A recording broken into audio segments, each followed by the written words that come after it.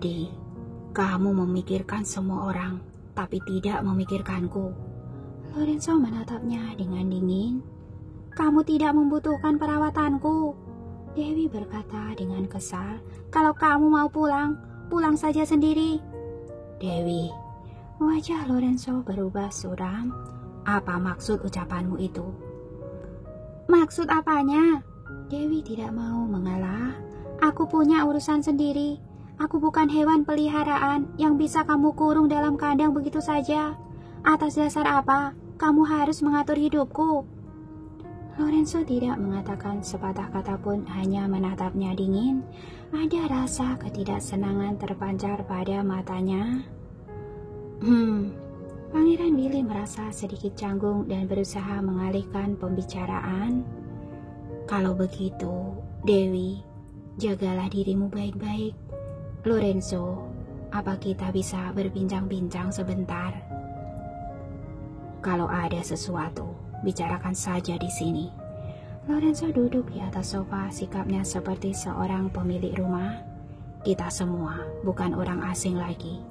Jadi, bisa kamu bicarakan di sini. Benar juga. Pangeran Willy melirik Dewi sekilas. Setelah memastikan kalau Dewi tidak keberatan, ia pun berkata terus terang. Dewi baru-baru ini mengobati kakiku. Meskipun belum lama, namun sudah terlihat hasil yang signifikan. Aku berharap kalau ia dapat terus mengobatiku. Ia terdiam sejenak lalu kembali menatap Dewi. Dewi, apa kamu bersedia?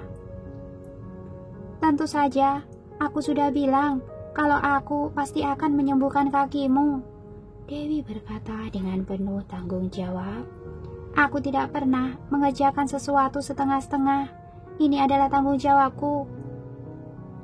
Bagus kalau begitu. Pangeran Willy menghembuskan nafas lega. Bagus apanya? Lorenzo hampir kehilangan kesabarannya. Dewi, kamu lari begitu saja di tengah hubungan kita. Apa itu tidak termasuk mengerjakan sesuatu setengah-setengah? Sejenak Dewi tidak dapat menjawabnya. Pangeran Willy juga tidak banyak bicara, hanya memandang Dewi dengan tatapan penuh harap, seolah-olah mengharapkan dia dapat mengatakan sesuatu. Aku akan membantumu mengurus panti asuhan. Kalau kamu merasa tidak tenang, mengirim pengawal untuk menjaga mereka. Kita bisa memindahkan panti asuhan ke kota Snowy. Kita bahkan bisa memindahkan mantanmu itu bersama-sama ke rumah sakit di kota Snowy. Dengan begitu, semuanya beres kan? Lorenzo langsung mengusulkan solusinya. Pangeran Willy sedikit terkejut berdasarkan pemahamannya tentang Lorenzo. Dengan ucapannya itu, dia sudah memberikan sebuah kelonggaran yang begitu besar. Dapat terlihat jelas kalau Lorenzo sungguh-sungguh memperhatikan Dewi. Dewi juga merasa begitu terkejut. Dia sama sekali tidak menyangka kalau Lorenzo akan berbicara seperti itu. Ia pun berpikir sejenak lalu berkata, "Panti asuhan tidak perlu dipindahkan. Anak-anak sudah terbiasa tinggal di sini. Kalau tiba-tiba pindah ke kota Snowy, mereka pasti tidak akan terbiasa." Kalau begitu, kamu ingin bagaimana? Kesabaran Lorenzo hampir habis. Ia merasa dirinya telah begitu sabar dan tulus.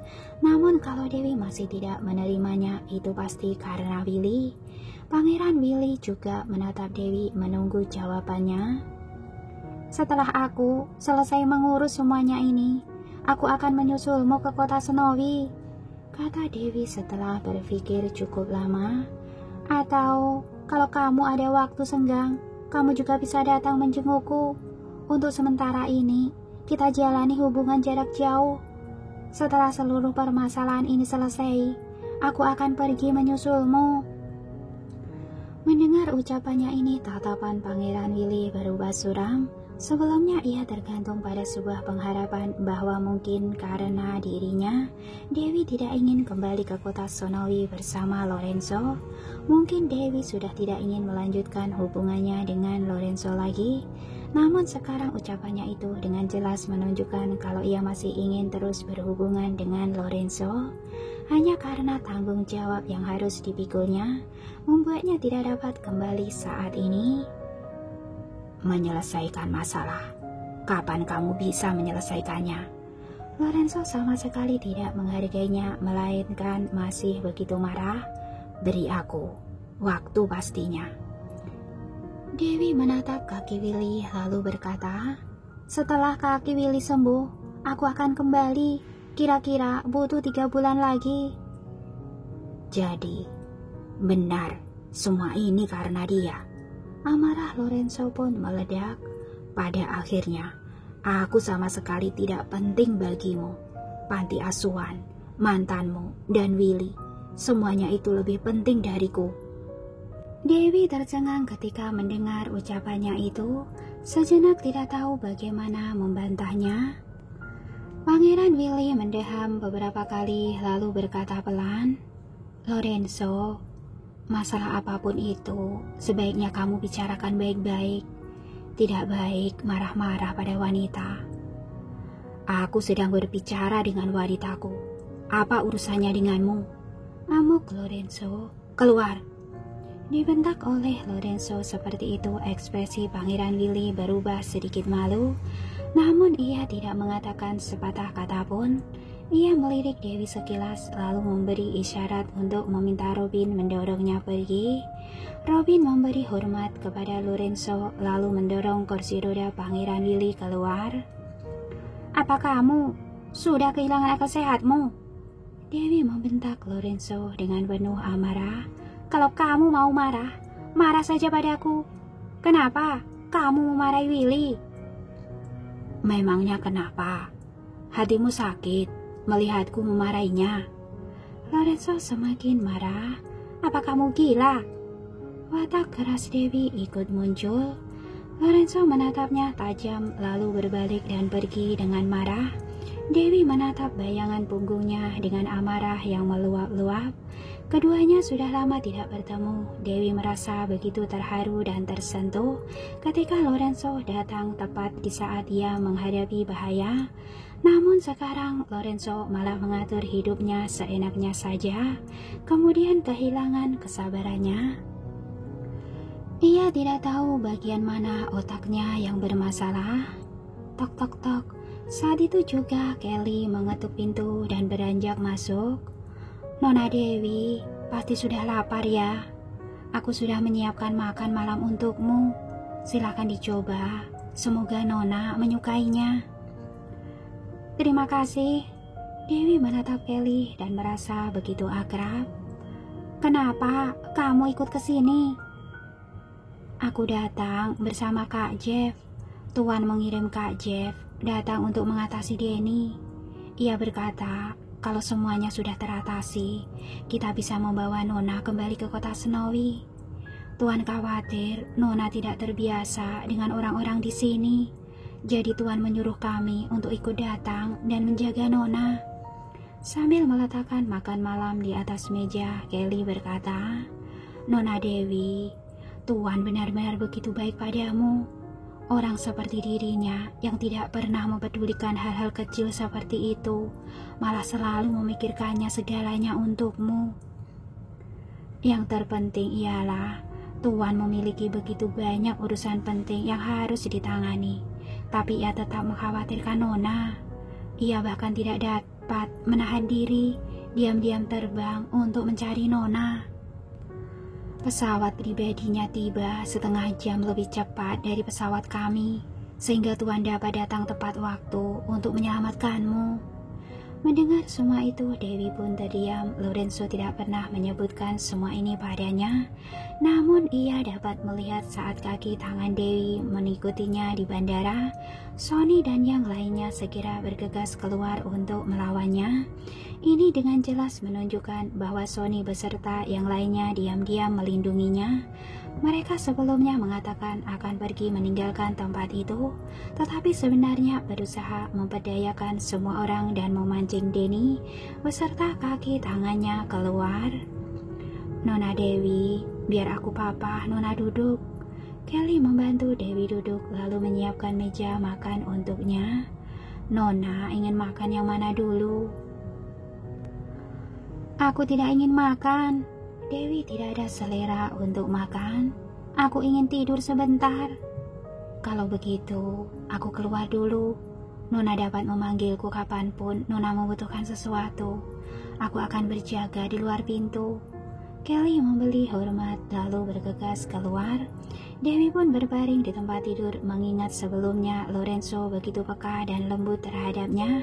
Ia juga teringat setiap kali ia menghadapi masa-masa kritis, Lorenzo selalu datang menyelamatkannya dari penderitaannya. Hatinya pun begitu tersentuh.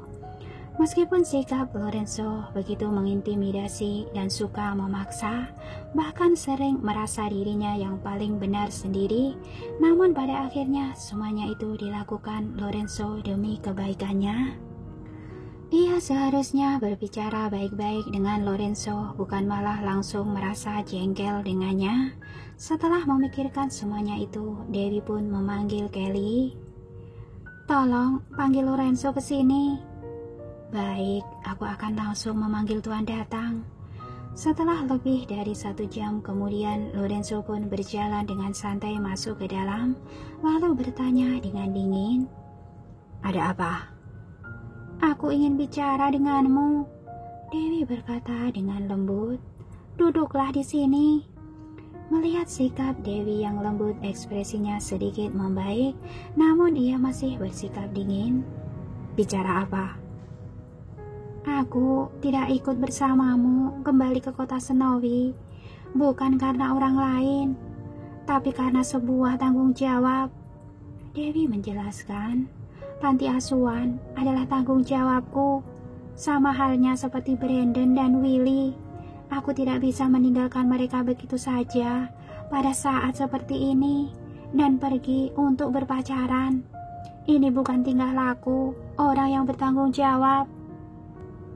"Aku sudah membantumu mengatur solusinya." "Aku paham, aku tahu kamu telah bersusah payah memikirkan semuanya untukku, tapi ada beberapa hal yang tidak sederhana yang kamu bayangkan." Dewi berusaha dengan sabar menjelaskan. "Pertama-tama, anak-anak sejak kecil telah bertumbuh besar di Swedoland. Tentu mereka telah terbiasa dengan kehidupan dan bahasa di sini. Kalau sekarang mereka tiba-tiba pindah ke negara Emron, pasti akan sangat sulit bagi mereka untuk beradaptasi. Selain itu, Brandon baru saja selesai menjalani operasi. Ia tidak boleh melakukan perjalanan jarak jauh. Serta Willy, aku sudah menerima bayaran untuk seluruh biaya pengobatannya. Untuk menjalani pengobatan, ia membeli rumah di sini, membeli peralatan medis, hingga menyiapkan ruang perawatan. Aku tidak bisa pergi begitu saja sekarang." "Maksudmu, kamu tidak bisa pergi karena kamu telah menerima biaya pengobatan Willy?" Lorenzo hanya berfokus pada hal ini, bukan karena hal lain. "Tentu saja, ia adalah temanku. Aku tidak bisa mengabaikannya begitu saja," Dewi menjelaskan. "Tapi aku tidak memiliki hubungan yang aneh-aneh dengannya." "Benarkah?" Alis Lorenzo yang sebelumnya bertaut kini longgar kembali. "Kalau begitu, jelaskan padaku sebentar. Kenapa sebelumnya aku menelponmu di tengah malam? Kamu masih bersama dengannya?" "Ia hanya ingin mengajakku makan. Jadi aku keluar menemuinya sebentar. Kami langsung pulang setelah selesai makan." Dewi mulai merasa jengkel. "Kurasa kamu tidak perlu meragukanku tentang hal semacam ini. Aku bahkan tidak bisa menanganimu seorang sebagai pacarku. Bagaimana mungkin aku ada tenaga untuk menjalin cinta segitiga?" "Benar juga." Lorenzo memandangnya dengan tatapan merendahkan. "Dengan kepala kayumu yang hanya dapat berpikir satu arah itu, seharusnya tidak mungkin kamu dapat merencanakan banyak tipu muslihat." Sebenarnya intinya adalah Dewi mengakui bahwa Lorenzo adalah pacarnya. Ucapannya itu begitu menyenangkan hati Lorenzo serta melunakkan sikapnya. Lalu Brandon, Dewi berencana untuk mengklarifikasi semuanya pada Lorenzo. Ia bukan pacarku. Ia sudah kuanggap sebagai adikku sendiri, sebagai keluargaku. Kami sudah melewati dan mempertaruhkan segalanya, lalu hidup bersama-sama sebagai satu keluarga. Ia selalu membantuku mengurus panti asuhan. Sesederhana itu saja. Ternyata seperti itu. Lorenzo pun semakin gembira. Sudah kukatakan, kalau seleramu tidak seburuk itu. Dewi memutar matanya. Apa kamu harus selalu merendahkan orang lain? Masih banyak gadis yang menyukai Brandon. Aku tidak peduli. Yang penting, kamu hanya menyukaiku seorang. Lorenzo menghampiri tepi ranjang dan mendekatkan tubuhnya melingkupi Dewi. Kamu bertanggung jawab pada mereka, tapi tidak bertanggung jawab padaku. Wajah Dewi memerah setiap kali Lorenzo mendekat. Ia selalu merasa gugup. Kamu sudah sebesar ini, aku harus bertanggung jawab bagaimana? Besar mananya? Lorenzo tiba-tiba menciumnya. Dewi benar-benar terpana. Sekujur tubuhnya mematung setelah ia dapat bereaksi kembali. Lorenzo telah menembusnya begitu dalam, merabanya dengan nakal. Dewi berusaha mendorongnya, namun ia tetap bergeming. Ciuman Lorenzo bagaikan sebuah badai hebat yang melandanya, begitu mendominasi dan posesif. Dewi yang secara pasif berusaha menahan ciumannya yang penuh gairah itu, perlahan-lahan mulai kehilangan akal sehatnya. Ketika ia tanpa sadar mengulurkan tangannya hendak memeluk Lorenzo, tiba-tiba Lorenzo berhenti. Ia tidak melanjutkan aksinya, hanya mengangkat wajahnya menatap Dewi. Sepasang mata berwarna amber yang langka dan terlihat begitu agung itu dipenuhi dengan sebuah hasrat yang gelap. Namun ia berusaha menahan diri dan memandang Dewi enggan berpisah darinya. Wajah cantik Dewi merah merona, kedua matanya tertutup rapat, bulu matanya sedikit bergetar. Ia begitu gugup dan gelisah. Hati Lorenzo bergetar melihat sikapnya yang imut itu. Ia mengelurkan tangannya untuk mengelus wajah Dewi, perlahan-lahan mengusap bibirnya dengan ibu jarinya. Tatapannya penuh dengan kelembutan. Dewi perlahan-lahan membuka matanya. Ia menatap Lorenzo dengan gugup, seolah-olah berusaha mengatakan sesuatu dengan kedua matanya. Kamu benar-benar tidak ingin kembali bersamaku? Lorenzo bertanya dengan lembut. Biarkan aku menyelesaikan pekerjaanku dulu. Setelah semuanya selesai, aku pasti akan menyusulmu kembali ke kota Snowy. Dewi menggenggam tangan Lorenzo dan berkata dengan serius, "Tunggu aku." Kata "tunggu aku" itu langsung melunakkan hati Lorenzo. Ia yang terlihat begitu dingin dan tidak berperasaan, namun dapat dengan mudah dapat terbujuk oleh Dewi. Sebenarnya itu juga bukan disebut terbujuk, namun sepenuhnya diluluhkan oleh kelembutannya. Menatap mata Dewi yang begitu jernih dan polos serta tatapannya yang begitu tulus, membuat hati Lorenzo akhirnya melembut. Ia mengelurkan tangannya memeluk Dewi. Wajah Dewi pun terbenam pada dadanya. Ia menghela nafas panjang dengan tak berdaya. Aku benar-benar tidak bisa menolakmu. 3 bulan ini akan berlalu dengan cepat. Dewi memeluk pinggangnya dan berkata dengan lembut, "Kamu juga sibuk mengurusi banyak hal kan? Kita dapat menggunakan waktu ini untuk menyelesaikan seluruh pekerjaan kita masing-masing.